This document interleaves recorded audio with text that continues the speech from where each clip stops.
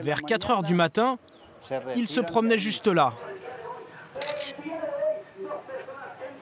Et à 7 heures du soir seulement, il est reparti, en passant par les rues du village et même l'autoroute.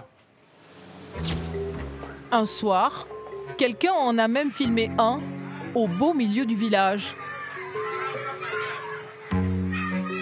C'est notre mascotte.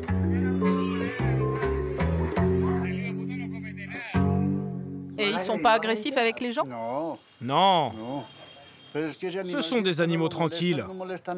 Si tu ne vas pas les déranger, ils ne t'embêteront pas. Ils ne sont pas agressifs. Comment l'hippopotame, animal d'Afrique, s'est-il retrouvé au beau milieu du continent américain? Pour nous l'expliquer, Popeye nous emmène à Napoles, l'ancienne hacienda de Pablo Escobar, tout près du village. Napoles est sa célèbre entrée avec la première avionnette qui transportait la cocaïne aux États-Unis. Ici, normalement, on ne peut pas filmer. Plante ta caméra, ils vont la voir au point de contrôle. Tu pourras la sortir après. Baisse ta caméra.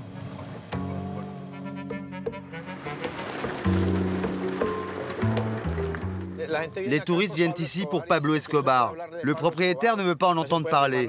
Et pourtant, on est chez lui. Napoles, c'était le fief de Pablo Escobar. C'est ici qu'a été filmée cette image, la plus célèbre du roi de la cocaïne. Escobar au milieu de ses lieutenants.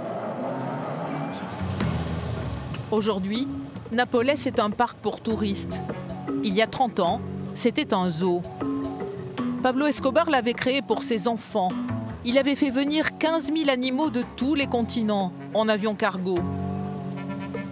Accessoirement, au milieu du zoo, il avait caché une piste d'atterrissage, d'où décollaient les avions qui exportaient la cocaïne. Aujourd'hui, la plupart des animaux sont morts ou ont été placés dans d'autres zoos. Restent les hippopotames. Tiens, ça y est, on les voit. Ça, c'est la femelle. Et ça, c'est l'enfant de Pépé, le premier hippopotame du patron. Ces hippopotames, il les a fait venir d'Afrique. Et ils valaient une fortune. 350 000 $ la bête.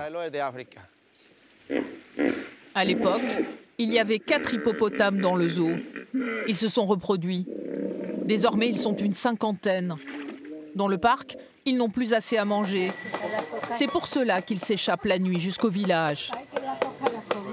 Mais à force de grandir au contact des hommes, ces animaux considérés comme les plus dangereux au monde ont fini par être apprivoisés. Aujourd'hui, Napoles a même une star. Elle s'appelle Vanessa, elle vient quand on l'appelle et elle adore manger des carottes.